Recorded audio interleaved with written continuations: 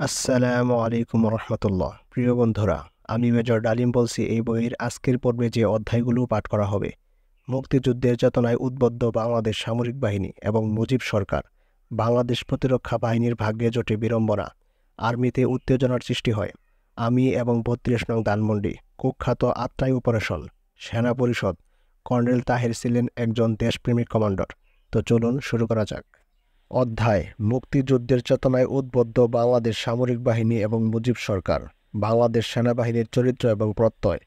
স্বাধীনতা উত্তরকালে জাতি যখন শেখ মুজিব এবং আওয়ামী লীগের ভারততোষণ নীতি, ২৫ বছরের গোলামি চুক্তি, সীমাহীন দুর্নীতি, অবাধ চোরাকারবার, রক্ষী বাহিনী এবং ব্যক্তিগত বাহিনীসমূহের ত্রাস, দমন নীতি, দ্রব্যমূল্যের ক্রমবর্ধমান ঊর্ধ্বগতি, অর্থনৈতিক নৈরাজ্য, সমাজতন্ত্রের নামে জীবন ও সম্পদের নিরাপত্তাহীনতা এবং আইনশৃঙ্খলা পরিস্থিতির চরম অবনতির বিরুদ্ধে সংগ্রামে লিপ্ত, তখন সেনাবাহিনীর দেশপ্রেমিক অংশ সিদ্ধান্ত গ্রহণ করেন তারা শাসকদের হাতে শোষণের হাতিয়ার না হয়ে জনগণের সংগ্রামের প্রতি সহানুভূতিশীল থাকবেন। এশিয়া, আফ্রিকা, ল্যাটিন আমেরিকা মহাদেশের প্রায় সব দেশই ঔপনিবেশিক শক্তিগুলো অস্ত্রবলে দখল করে নেয়। দখল করে নেবার পর ঔপনিবেশিক প্রভুরা প্রতিটি দেশে জাতীয় শোষক শ্রেণীর যোগসাজশে গড়ে তুলে দুটো প্রশাসনিক হাতিয়ার: সেনাবাহিনী এবং আমলাতন্ত্র। নিজেদেরকে জনগণের প্রত্যক্ষ শোষক হিসেবে প্রতিপন্ন না করার এক অপূর্ব ব্যবস্থা। কাঁটা দিয়ে কাঁটা তোলা এ কৌশল গ্রহণ করে জাতীয় শোষক শ্রেণীকে যৎসামান্য সুখ সুবিধা দিয়ে জাতীয় সম্পদের সিংহভাগ তারা নিয়ে যায় নিজেদের দেশে। জাতীয় শোষক শ্রেণীকে বশীভূত করে তাদের বিদেশি ধ্যানধারণা ও সংস্কৃতির প্রতি তাদের আকৃষ্ট করতেও সমর্থ হয়। ঔপনিবেশিক প্রভুরা প্রগতি ও মানবতাবাদের ধূম্রজাল সৃষ্টি করে বিজাতীয় শোষণের বিরুদ্ধে ক্রমান্বয়ে ক্ষোভ পুঞ্জীভূত হতে থাকে জনগণের মাঝে। তারা মনে করে বিদেশি শাসনের নাগপাশ থেকে মুক্ত হলেই তাদের দাসত্ব ঘুচে যাবে, দেশের উন্নতি হবে এবং জীবনের মান উন্নয়ন করা সম্ভব হবে। তারই ফলে শুরু হয় জাতীয় মুক্তি সংগ্রাম। সংগ্রামের প্রচণ্ডতার মুখে এক পর্যায়ে প্রত্যক্ষ শোষণ টিকিয়ে রাখা অসম্ভব হয়ে পড়লে ঔপনিবেশিক শাসকরা পরোক্ষ শোষণের বন্দোবস্ত করে। জাতীয় উচ্চবিত্ত ও তাদের দোসরদের নেতৃত্বে স্বাধীনতা দান করে প্রতিটি দেশের উপর পরোক্ষভাবে তাদের শোষণ কায়েম রাখে। বিদেশি প্রভুদের জায়গায় নতুন দেশি প্রভুরা ক্ষমতায় আসীন হয়ে তাদের প্রভুদের শিক্ষা অনুযায়ী এবং প্রভুদের প্রতিষ্ঠিত সামরিক বাহিনী, শাসন ব্যবস্থা ও আমলাতন্ত্রকে অটুট রেখে নিজেদের স্বার্থে জনগণের বিরুদ্ধে তাদের প্রয়োজন মতো ব্যবহার করতে থাকে। জাতীয় শোষক শ্রেণীর এই ঐক্যবদ্ধ প্রচেষ্টায় শুরু হয় জাতীয় শোষণ ও শাসন। ফলে স্বাধীনতা প্রাপ্তির পরও জনগণের ভাগ্যের কোনো পরিবর্তন হয় না, দেশগুলো আরও দরিদ্র হয়ে পড়ে। ঐতিহাসিক সূত্রে অর্থনৈতিকভাবে জরাজীর্ণ এই সমস্ত দেশগুলোর শাসনভার যারা গ্রহণ করে তাদের অযোগ্যতা, প্রশাসন চালানোর অনভিজ্ঞতা, লোভ লালসা, কোন্দল এবং ক্ষমতা ভাগাভাগি নিয়ে দ্বন্দ্বের সৃষ্টি হওয়ায় পালাক্রমে ক্ষমতা হাতবদল হতে থাকে সামরিক, বেসামরিক, আমলা ও রাজনৈতিক ব্যক্তিবর্গের দ্বারা গঠিত দলগুলোর মধ্যে। এই মেরিগো রাউন্ড এর গোলক ধাঁধায় আজও তৃতীয় বিশ্বের বেশিরভাগ দেশ ঘুরপাক খাচ্ছে। সামরিক বাহিনী ক্ষমতায় থাকুক আর বেসামরিক রাজনৈতিক নেতারাই ক্ষমতায় থাকুক, তাদের শিকড় একই শ্রেণীতে। তাই তাদের মধ্যে থাকে এক অটুট বন্ধন। তাদের মধ্যে ক্ষমতার লড়াইকে রাজনৈতিক সংগ্রাম হিসাবে জাহির করার প্রচেষ্টা একটা প্রহসন মাত্র, জনগণকে বোকা বানানোর আরেকটি কায়দা। তাদের মধ্যকার দ্বন্দ্ব যতই কঠিন হোক না কেন, জনগণের বিরুদ্ধে নিজেদের কায়েমি স্বার্থকে টিকিয়ে রাখার জন্য তারা নিজেদের বিবাদ ভুলে সব এক হয়ে যায়। এর ফলে সম্ভব হয় সমঝোতার মাধ্যমে লোক দেখানো গণতন্ত্রের খেলা এবং দল বদলের ভিলকিবাজি। এই উদ্দেশ্যেই মুক্তিযুদ্ধের অস্বাভাবিক ইতি টানার সাথে সাথে ঔপনিবেশিক ছাড়ে গড়ে ওঠা রাষ্ট্রগুলো পুরোপুরিভাবে অক্ষুণ্ণ রাখার সিদ্ধান্ত নেওয়া হয়। কিন্তু বাংলাদেশের সামরিক বাহিনীর সৃষ্টি, ইতিহাস ও চরিত্র ছিল সম্পূর্ণ ভিন্ন প্রকৃতির। পাকিস্তান স্বাধীন করার সংগ্রামে পূর্ব বাংলার জনগণ অগ্রণী ভূমিকা পালন করা সত্ত্বেও দেশ স্বাধীন হওয়ার পর ব্রিটিশ সৃষ্ট শাসন যন্ত্রকে ব্যবহার করে পাকিস্তানি শাসক গোষ্ঠী পূর্ব পাকিস্তানের জনগণকে ঔপনিবেশিক কায়দায় শাসন শোষণের জাতাকলে পিষতে থাকে। এরই ফলে বাংলাদেশে জাতীয়তাবাদের উন্মেষ ঘটে। স্বৈরতন্ত্র বিরোধী জাতীয়তাবাদী এ সংগ্রামে গণতান্ত্রিক চেতনাও গড়ে উঠতে থাকে।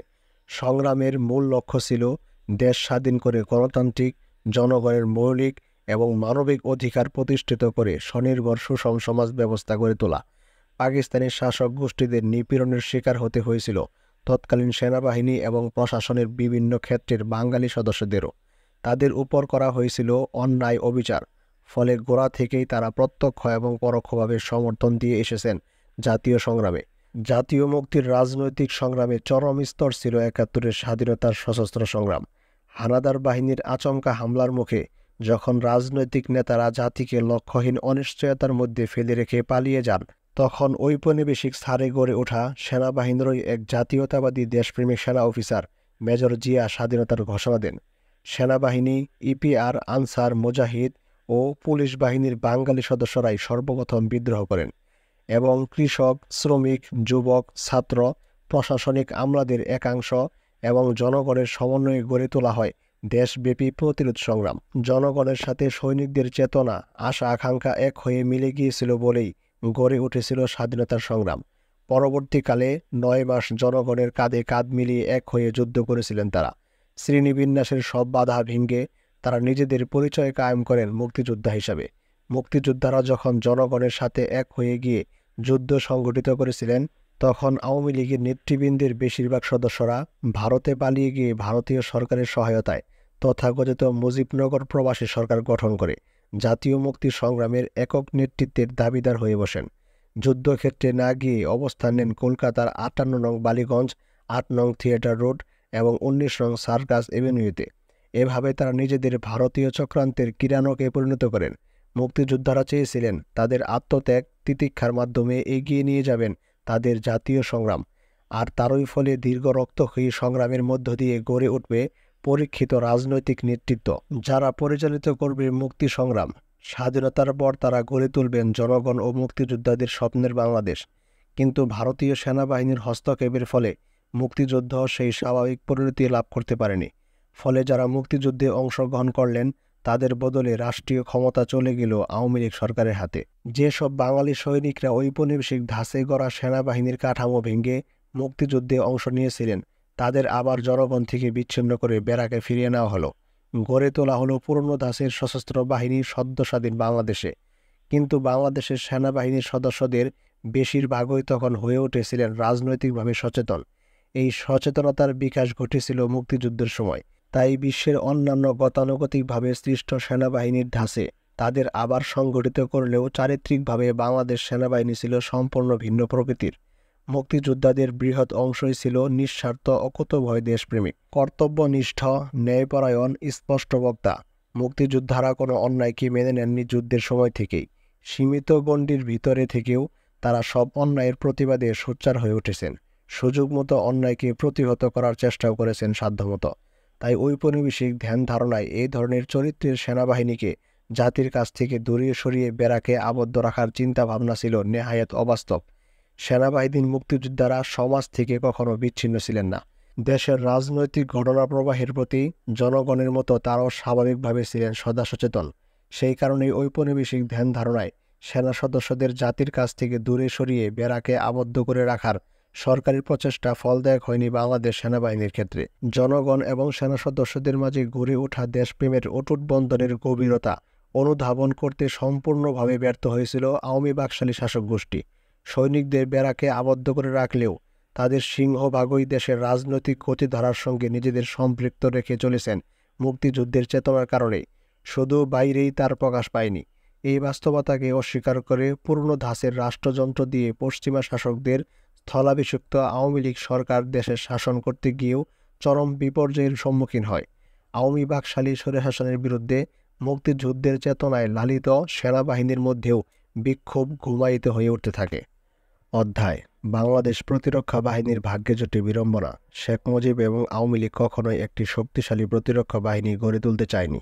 উপরন্তু সেনাবাহিনীকে দুর্বল করে রাখার জন্য তারা সেখানেও ডিভাইড অ্যান্ড রুল নীতি প্রবর্তন করে।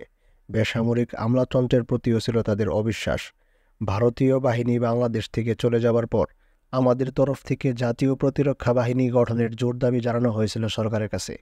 এই প্রস্তাবের বিরোধিতা করে সরকারি মহল থেকে জোর প্রচারণা চালানো হয় বাংলাদেশের মতো শান্তিপ্রিয় দরিদ্র একটি দেশের জন্য সেনাবাহিনী কী প্রয়োজন। বাংলাদেশের 3 দিক ঘিরে রয়েছে ভারত। বন্ধুরাষ্ট্র ভারতের সাথে রয়েছে মৈত্রী চুক্তি। সেখানে যুদ্ধ হবে কার সাথে? অন্য কোনো তৃতীয় শক্তির পক্ষ থেকে আমাদের স্বাধীনতা এবং সার্বভৌমত্বের উপর কোনো হুমকি এলে চুক্তি অনুযায়ী বন্ধু রাষ্ট্রই আমাদের রক্ষা করবে। কি অদ্ভুত যুক্তি! আন্তর্জাতিক সম্পর্কের ক্ষেত্রে চিরস্থায়ী মিত্র বা শত্রু বলে কিছুই নেই। সব সম্পর্কই পরিবর্তনশীল। তাছাড়া জাতীয় প্রতিরক্ষা বাহিনী যে কোনো স্বাধীন রাষ্ট্রের সার্বভৌমত্বের প্রতীক। সুস্পষ্ট জাতীয় প্রতিরক্ষা নীতির অধীনে সম্পদের সংকলন অনুযায়ী ধাপে ধাপে একটি সুসংগঠিত সামরিক বাহিনী আমাদের গড়ে তুলতে হবে, নিজেদের স্বকীয়তা ও স্বাধীনতা রক্ষা করার জন্যই। সেই বাহিনীর দায়িত্ব হবে সমর্থ ছেলেমেয়েদের প্রশিক্ষণ দিয়ে জাতীয় প্রতিরক্ষা বাহিনী গড়ে তোলা।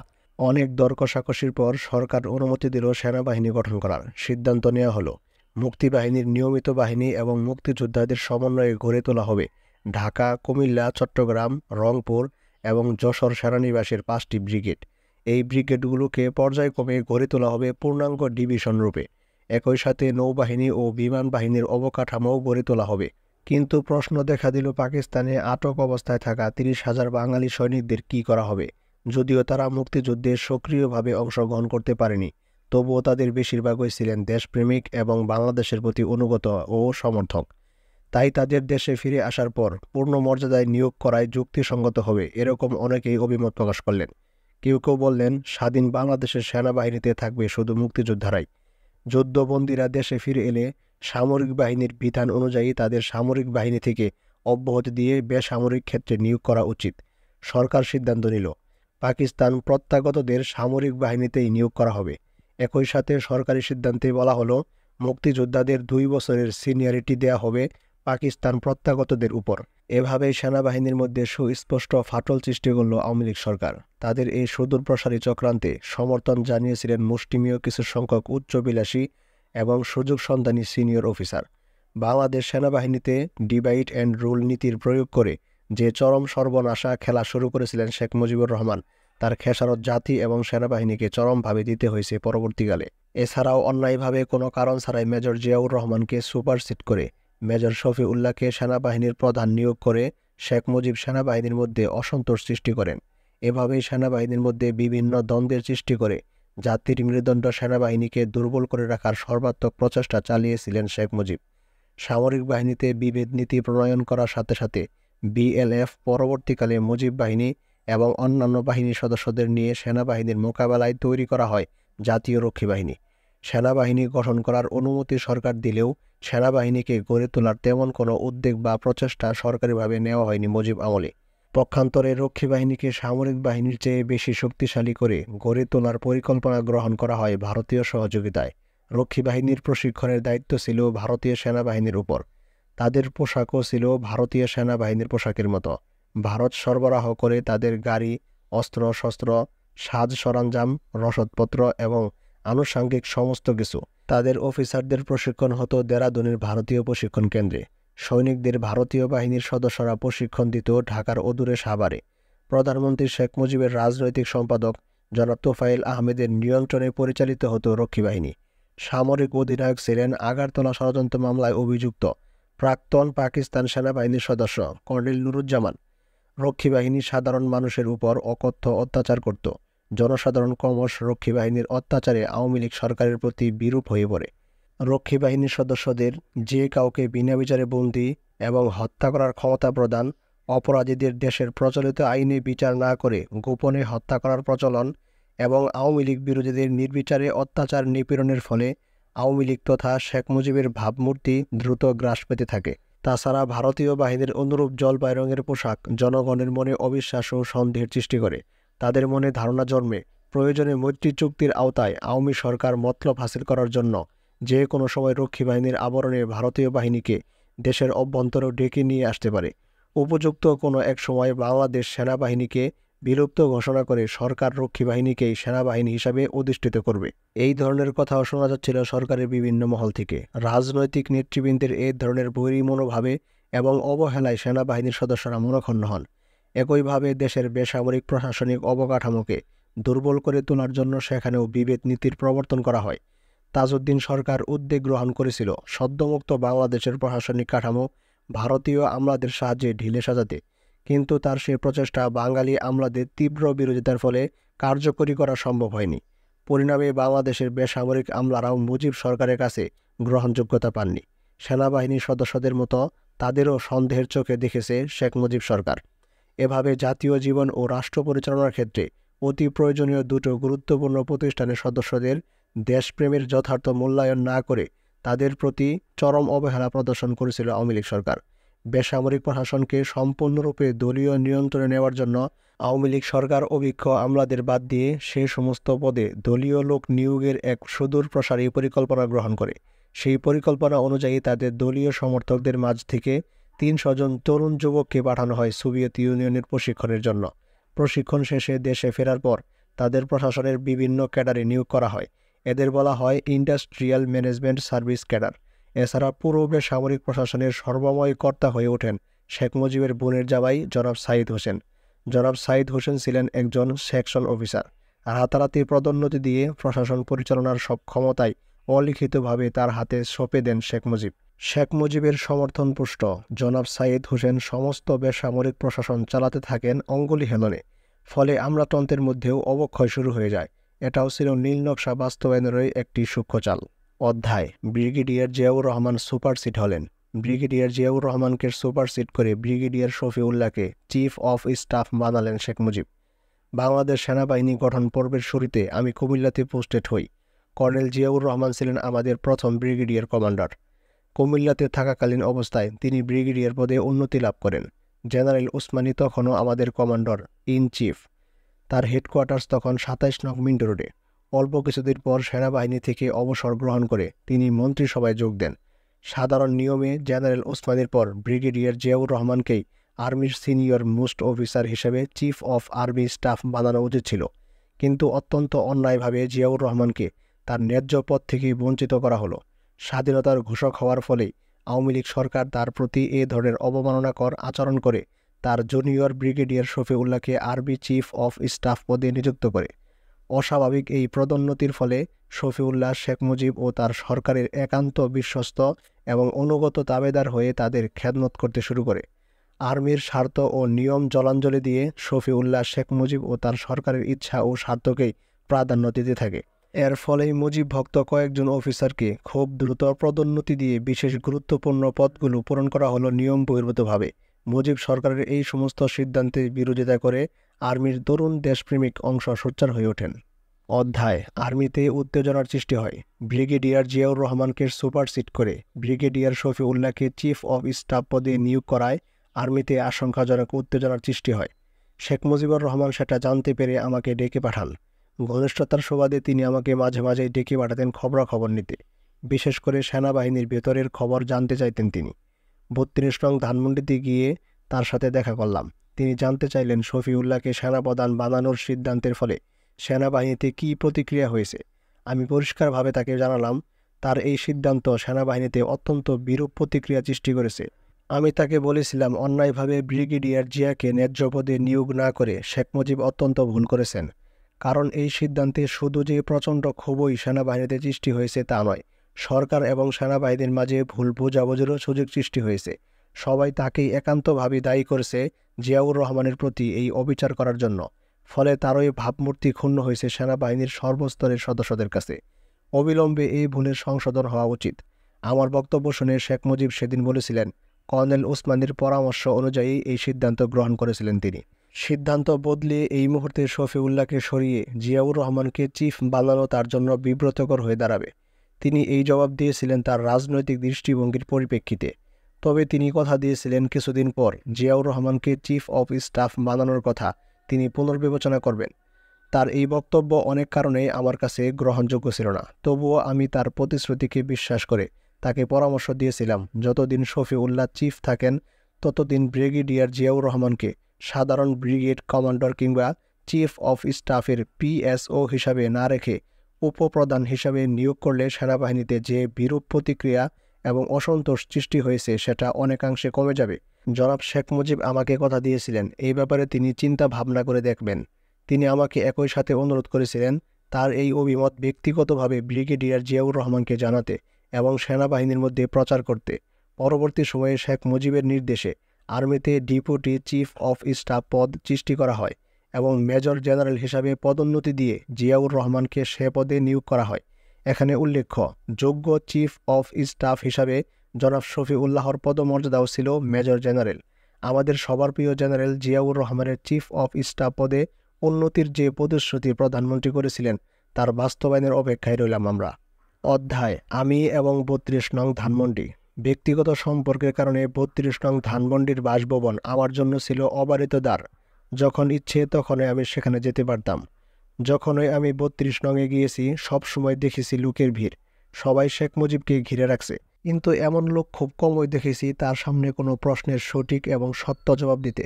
বেশিরভাগ লোকই তোষামত করে যা বললে তিনি খুশি হন সেটাই বলতো। আশ্চর্য হতাম তাদের চাটুকারিতায়। দর্শনার্থীরা এ কথা সে কথার পর সুবিধামতো নিজেদের কাজ হাসিল করার পর কেটে পড়তেন। এটাই ছিল নিত্যদিনের ব্যাপার। তিনি আমাকে বিশেষভাবে স্নেহ করতেন। মুজিব পরিবারের অন্য সবাইও আমাকে এবং আমার স্ত্রী নিম্মিকে খুবই ভালোবাসত। পাকিস্তান থেকে ফেরার পর 1972 সালে আমাদের প্রথম বিবাহবার্ষিকীতে তিনি সপরিবারে উপস্থিত হয়ে আমাদের আশীর্বাদ করেছিলেন। সে অনুষ্ঠানই ছিল তার বাংলাদেশে আসার পর প্রথম কোনো সামাজিক অনুষ্ঠানে উপস্থিতি। পুরো মন্ত্রিপরিষদও উপস্থিত ছিলেন সে অনুষ্ঠানে। আমিও আমার পরিবারবর্গ রাজনৈতিকভাবে তার দল ও রাষ্ট্র পরিচালনা করার নীতিকে সমর্থন না করলেও তাকে ব্যক্তিগতভাবে খুবই শ্রদ্ধা করতাম। নিজের কোনো স্বার্থ হাসিলের জন্য আমি তার কাছে কখনোই যাইনি। যেতাম সত্যকে তার কাছে তুলে ধরার জন্য। ভাবতাম সবাই যেখানে চামচাগিরি করছে সেখানে সাহস করে সত্যকে তার সামনে তুলে ধরলে তিনি নিশ্চয়ই তা অনুধাবন করতে পারবেন এবং এতে করে তার দায়িত্ব সুষ্ঠুভাবে পালন করতে তার সুবিধা হবে। তার রাষ্ট্র পরিচালনায় জনগণের আশা আকাঙ্ক্ষার প্রতিফলন ঘটবে। একদিন অনেক রাত করে ধানমন্ডির এক বন্ধুর বাসার পার্টি থেকে ফিরছিলাম আমি ও নিম্মি। মুষলধার বৃষ্টি পড়ছে, অল্প দূরেও কিছু দেখা যাচ্ছে না। ইন্টারকন ছেড়ে পুরনো গণভবন মানে বর্তমান সুগন্ধার কাছাকাছি এসেছি। হঠাৎ বিপরীত দিক থেকে একটি গাড়ি অতি দ্রুত গতিতে আসছে দেখলাম। দূর থেকে গাড়ির ভিতর থেকে হৈ হুল্লোড় আওয়াজ শুনতে পেলাম। কিছু উশৃঙ্খল তরুণ বেসামাল অবস্থায় হৈ হুল্লোড় করছিল।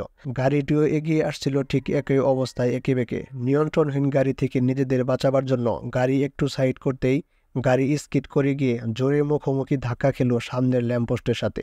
জোরে ধাক্কা লাগায় ইঞ্জিন বন্ধ হয়ে গেল। সামনের বনেটটাও দুমড়ে মুচড়ে ভিতরে ঢুকে গেছে। গাড়ি কিছুতেই আর স্টার্ট নিচ্ছে না। অন্য গাড়িটি আমাদের অবস্থা দেখে না থেমে আরও দ্রুত বেগে দৃষ্টির বাইরে চলে গেছে। বৃষ্টির প্রচণ্ডতা ক্রমশ বেড়েই চলছে। রাত অনেক হয়েছে, তার উপর এমন বৃষ্টি, তাই রাস্তাও একদম ফাঁকা। স্টিয়ারিং এর সাথে মাথা লেগে মাথা ফেটে রক্ত ঝরছে আমার কপাল বেয়ে। নিম্মির অবশ্য কিছুই হয়নি। আমার রক্ত দেখে ঘাবড়ে গেছে বেচারি। কী করব কিছুই বুঝতে পারলাম না। ইঞ্জিনটা একটু নেড়ে চেড়ে দেখছিলাম যদি কোনো মতে গাড়িটা স্টার্ট নেয়। না, কিছুতেই কিছু হচ্ছে না। হঠাৎ সাইরেন বাজিয়ে রাষ্ট্রপতির কাফেলা এগিয়ে আসছে দেখতে পেলাম। আমি তখন অসহায় অবস্থায় দাঁড়িয়ে আছি গাড়ির পাশে। কাফেলা কাছে আসতে রাষ্ট্রপতির গাড়ি দাঁড়িয়ে পড়ল। গাড়ির জানালার কাচ নামিয়ে স্বয়ং রাষ্ট্রপতি মুখ বের করে আমাকে জিজ্ঞেস করলেন কী ব্যাপার। কপালে রক্তক্ষরণ দেখে বুঝতে পারলেন গাড়িটি অ্যাক্সিডেন্ট হয়েছে। মুহূর্তে তিনি তার একজন সহযোগীকে নির্দেশ দিলেন অবিলম্বে গাড়িতে করে আমাদের হাসপাতালে নিয়ে যেতে। তার হুকুমে আমি ও নিম্মি তার কাফেলারই একটি গাড়িতে করে সিএমএসে পৌঁছালাম। চিকিৎসার পর তার গাড়িতেই বাসায় ফিরলাম। বাসায় ফিরে দেখি বাসার সবাই উৎকণ্ঠিত অবস্থায় আমাদের জন্য অপেক্ষা করছে। আমার মাথায় ব্যান্ডেজ দেখে সবাই ভরকে গিয়েছিল। রাষ্ট্রপতি বাড়ি ফিরেই মালিবাগে আমাদের দুর্ঘটনার খবরটি পৌঁছে দেওয়ার ব্যবস্থা করেছিলেন। ফোনে অবশ্য জানানো হয়েছিল অ্যাক্সিডেন্ট তেমন কোনো সিরিয়াস নয়, তাই ঘাবড়াবার কোনো কারণ নেই। আব্বাকে আশ্বস্ত করার জন্য বলা হয়েছিল দুর্ঘটনাস্থলের কাজ দিয়ে যাবার সময় আমাদের দেখতে পেয়ে স্বয়ং রাষ্ট্রপতি আমাদের গাড়ি করে হাসপাতালে পাঠিয়ে দেওয়ার বন্দোবস্ত করেছেন। সবাইকে দুশ্চিন্তামুক্ত করার জন্য বলেছিলাম আমার মাত্র 3টি সেলাই লেগেছে, নিম্মি অক্ষত অবস্থায় আছে, এ নিয়ে চিন্তার কোনো কারণ নেই। এই ঘটনার অবতারণা এখানে এই জন্য করা হলো যা থেকে পাঠক বুঝতে পারবেন ব্যক্তি এবং পারিবারিক পর্যায়ে মুজিব পরিবারের সাথে আমাদের কী ধরনের ঘনিষ্ঠতা ছিল। কিন্তু কোনো সম্পর্কই নীতি আদর্শের ঊর্ধ্বে নয়, তাই আমিও পারিনি আপোষ করতে। ব্যক্তি মুজিব নয়, গণবিরোধী পুতুল সরকার প্রধান, গণতন্ত্রের হত্যাকারী, বাকশালী স্বৈরশাসনের প্রবর্তক শেখ মুজিবুর রহমানের সাথে। অধ্যায় কর্নেল তাহের ছিলেন একজন দেশপ্রেমিক কমান্ডার। কুমিল্লা ব্রিগেড জনহিতকর কাজে লিপ্ত। আওয়ামী লীগ সেটা অপছন্দ করে। কর্নেল তাহেরকে কমান্ডো থেকে সরিয়ে দেওয়া হয়। জিয়াউর রহমানের জায়গায় ব্রিগেড কমান্ডার হিসেবে পোস্টেড হলেন আমার পূর্ব পরিচিত কর্নেল তাহের। মুক্তিযুদ্ধের সময় আমরা সর্বদাই যোগাযোগ রাখতাম ঘনিষ্ঠভাবে। তরুণ কর্নেল তাহের ছিলেন অসীম সাহসী একজন বীর মুক্তিযোদ্ধা। সদ্য প্রতিষ্ঠিত সেনাবাহিনীতে অবকাঠামো গড়ে তোলা ছিল অত্যন্ত দুরূহ কাজ। আমাদের প্রয়োজনীয় প্রায় কিছুই নেই তখন। নেই পর্যাপ্ত হাতিয়ার, ইকুইপমেন্ট, পোশাক পরিচ্ছদ, নেই টুপি, বোট, প্রয়োজনীয় রসদপত্র এবং প্রশিক্ষণের সরঞ্জাম। কর্নেল তাহিরের নেতৃত্বে কুমিল্লায় সিদ্ধান্ত নিলাম যুদ্ধ বিধ্বস্ত ক্যান্টনমেন্টকে বসবাসের উপযোগী করে তোলার সাথে সাথে আমাদের অপারেশন এরিয়াতে গিয়ে পুনর্গঠন কাজে জনগণকে আমরা সাধ্য অনুযায়ী সাহায্য করব। রাস্তাঘাট মেরামত, ব্রিজ কালভার্ট ঠিক করা, বাড়িঘর তৈরি করার কাজে সাহায্য করা হবে। হেলথ সার্ভিসিং, ধ্বংসপ্রাপ্ত স্কুল কলেজগুলো পুনঃপ্রতিষ্ঠা করা প্রভৃতি কাজে আমরা স্থানীয় জনগণের প্রচেষ্টায় সাহায্য করব কাঁধে কাঁধ মিলিয়ে। মুক্তিযুদ্ধের চেতনায় আমাদের উদ্বুদ্ধ করেছিল এই ধরনের উদ্যোগ নিতে। আমাদের এই উদ্যোগকে আন্তরিকভাবে অভিনন্দন জানিয়েছিল জনগণ। এই ধরনের কর্মতৎপরতায় আমরা জনগণের মনে এই ধারণা জন্মাতে সক্ষম হয়েছিলাম যে শোষণমূলক পাকবাহিনী এবং বাংলাদেশের সেনাবাহিনীর মধ্যে মূল্যবোধ ও চারিত্রিক ব্যতিক্রম রয়েছে। বাংলাদেশের সেনাবাহিনী জনগণের সেবায় নিবেদিত প্রাণ এবং দেশপ্রেমিক। জনগণকে শোষণ এবং নির্যাতন করার জন্য এই বাহিনীকে ব্যবহার করা যাবে না। সেনাবাহিনীর জনপ্রিয়তাই শুধু যে বেড়ে গিয়েছিল আমাদের তৎপরতায় তাই নয়, আমাদের সম্পর্কে জনগণের মধ্যে গড়ে উঠেছিল একটা বিশ্বাসযোগ্য নির্ভরশীলতা। আমাদের এই ধরনের গঠনমূলক তৎপরতার সাফল্যের কথা ছড়িয়ে পড়েছিল দেশের সর্বত্র।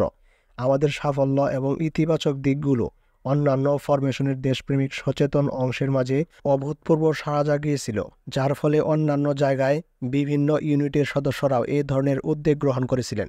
এ ধরনের গণমুখী ভূমিকা পালনের জন্য অল্প কিছুদিনের মধ্যেই শাসক মহল এমনকি সেনাবাহিনীর প্রতিক্রিয়াশীল গোষ্ঠীও আতঙ্কিত হয়ে ওঠে। জনগণের সাথে সেনাবাহিনীর এই ধরনের সুসম্পর্ক এবং বিশ্বাসযোগ্যতা গড়ে ওঠাকে তারা নিজেদের স্বার্থের পরিপন্থী বলে মনে করেন। যুদ্ধবিধ্বস্ত বাংলাদেশ জুড়ে তখন ব্যাপক রিলিফ তৎপরতা চলছিল। রিলিফ বিতরণের ক্ষেত্রে স্থানীয় এবং কেন্দ্রীয় পর্যায়ে আওয়ামী লীগ নেতৃবৃন্দের অসাধুতার কারণে প্রকৃত ক্ষতিগ্রস্ত লোকজনেরা রিলিফ পাচ্ছিলেন না।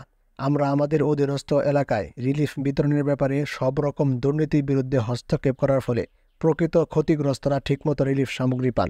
এতে বিশেষভাবে আওয়ামী লীগ নেতৃবৃন্দের স্বার্থে আঘাত লাগে, ফলে তারা আমাদের বিরুদ্ধে ভীষণভাবে চটে যান। এরই ফলে পার্টি প্রধান শেখ মুজিব জেনারেল শফি উল্লাহর মাধ্যমে এক আদেশ জারি করে আমাদের গণমুখী সমস্ত তৎপরতা বন্ধ করে দেন। আদেশের সপক্ষে যুক্তি হিসাবে প্রচারণা চালানো হয় সেনাবাহিনী সেবামূলক প্রতিষ্ঠান নয়। অধ্যায় কুখ্যাত আত্রাই অপারেশন। শেখ মুজিব তার অনুগত আস্থাভাজন কর্নেল সাফায়েত জামিলকে আত্রাই ও পাবনা অঞ্চলে সরকার বিরোধী আন্দোলন নির্মূল করার জন্য নিয়োগ করেন। 1972 সালের মাঝামাঝি জনাব ওয়াহিদুর রহমান ও টিপু বিশ্বাসের নেতৃত্বে বামপন্থী প্রগতিশীল রাজনৈতিক কর্মীরা আত্রাই, পাবনা, রাজবাড়ী জেলার কিছু কিছু জায়গায় বেশ তৎপর হয়ে ওঠে। শেখ মুজিব তাদের দমন করার জন্য তার বিশেষ প্রিয়ভাজন কর্নেল সাফায়েত জামিলকে হুকুম দিলেন তাদের নির্মূল করার জন্য। নেতার ব্যক্তিগত অনুকম্পা লাভের জন্য কর্নেল সাফায়েত জামিল অন্ধের মতো আত্রাই অপারেশনে ঝাঁপিয়ে পড়লেন। স্থানীয় আওয়ামী লীগ নেতৃবৃন্দের পরামর্শে ওই সমস্ত এলাকা থেকে সমর্থ ছেলেমেয়েদের ধরে এনে কোনো রকম তদন্ত এবং বিচার ছাড়াই তাদের মেরে ফেলার এক জঘন্য খেলায় মেতে উঠলেন তিনি। তার এই অন্যায় তৎপরতার বিরোধিতা করে তারই ব্রিগেড মেজর ক্যাপ্টেন নূর চৌধুরী সাফায়েত জামিলকে স্টাফ অফিসার হিসাবে নূর বোঝাতে চেষ্টা করলেন যে শেখ সাহেবের প্রতি তার অন্ধ আনুগত্য থাকলেও এভাবে ব্যক্তি স্বার্থে নিষ্ঠুরের মতো ছেলেমেয়েদের মেরে ফেলা অন্যায় এবং অযৌক্তিক। এই ধরনের পাশবিকতার জন্য নিজের বিবেকের কাছে তিনি একদিন দায়ী হয়ে পড়বেন। অযৌক্তিক এই হত্যাযজ্ঞের ভাগীদার হওয়া ক্যাপ্টেন নূরের পক্ষে সম্ভব ছিল না। ক্যাপ্টেন নূরের এই পরামর্শ সেদিন কর্নেল সাফায়েত জামিল গ্রহণ করেননি। ফলে ক্যাপ্টেন নূর বাধ্য হয়ে নিজের উদ্যোগেই হেডকোয়ার্টার্সে পোস্টিং নিয়ে ঢাকায় চলে আসে। আত্রাই অপারেশনের সাফল্যের জন্য শেখ মুজিব পুরস্কার স্বরূপ কর্নেল সাফায়েতকে পরবর্তীতে ঢাকার ব্রিগেড কমান্ডার হিসেবে নিযুক্ত করেন। সামরিক বাহিনীর অফিসার ও সদস্যদের বদলি ও শাস্তিমূলক ব্যবস্থার মাধ্যমে নিজের অনুগত রাখার নীতি গ্রহণ করে শেখ মুজিব। এমনকি কৃতী ও জনপ্রিয় অনেক সামরিক অফিসারকে বাধ্যতামূলক অবসর প্রদান এবং বিদেশের দূতাবাসে নিয়োগ করার সিদ্ধান্ত গ্রহণ করেছিল আওয়ামী লীগ সরকার। অধ্যায় সেনা পরিষদ। সেনাবাহিনীর কিছু সমমনা সদস্য সেনা পরিষদ গড়ে তোলার উদ্যোগ গ্রহণ করে। আগারতলা ষড়যন্ত্র মামলায় জড়িত সব অফিসারদের ইতিমধ্যে সেনাবাহিনীতে পুনর্বাসন করা হয়। শেখ মুজিবুর রহমানের বিশেষ আস্থাভাজন এই সমস্ত অফিসারদের একটি অংশ শেখ সাহেবের চোখ ও কান হিসাবে সেনাবাহিনীর উপর নজর রাখছিল।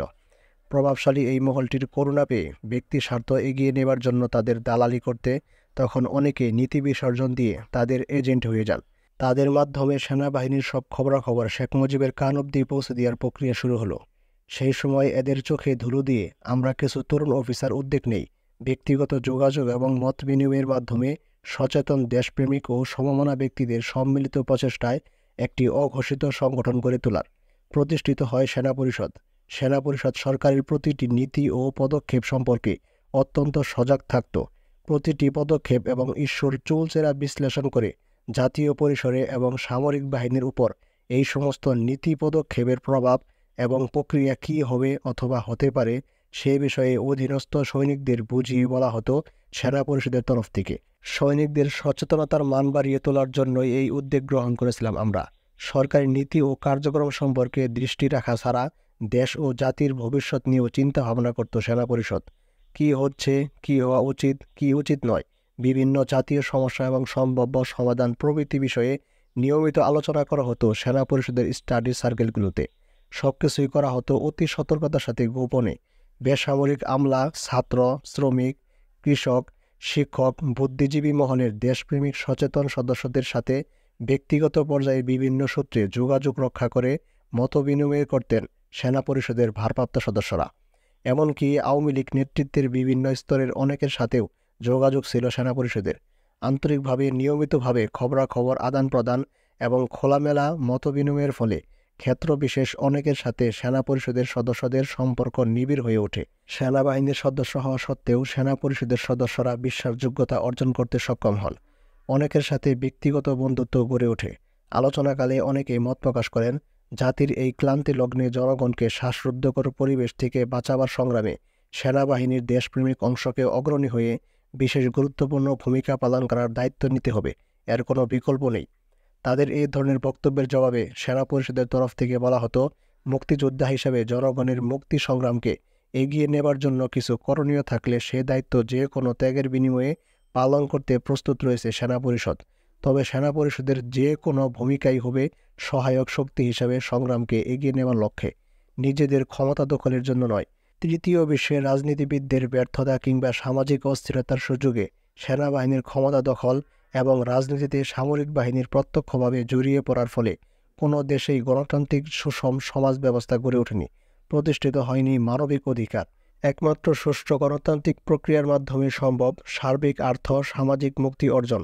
আর এই প্রক্রিয়ায় নেতৃত্বের দায়িত্ব অবশ্যই নিতে হবে পরীক্ষিত দেশপ্রেমিক প্রগতিশীল রাজনীতিবিদদের। এটাই ছিল সেনা পরিষদের দৃঢ় বিশ্বাস। এই সম্পর্কে মেজর রফিক পিএসসি তার বই বাংলাদেশ সামরিক শাসন ও গণতন্ত্রের সংকট এই বইয়ে তিনি লিখেছেন, সমসাময়িক ইতিহাসে কম্বোডিয়া, গণচীন, কিউবা, ভিয়েতনাম তথা সর্বত্রই মুক্তিযোদ্ধারা দেশ স্বাধীন হবার পর ক্ষমতা দখল করেছে। শুধু বাংলাদেশে ঘটেছে এর ব্যতিক্রম। মুক্তিযোদ্ধারা বাংলাদেশ মুক্ত হওয়ার পর অস্ত্র সমর্পণ করেছে রাজনৈতিক নেতাদের হাতে। দেশ পরিচালনার ক্ষেত্রে কোনো বাধার সৃষ্টি করেনি।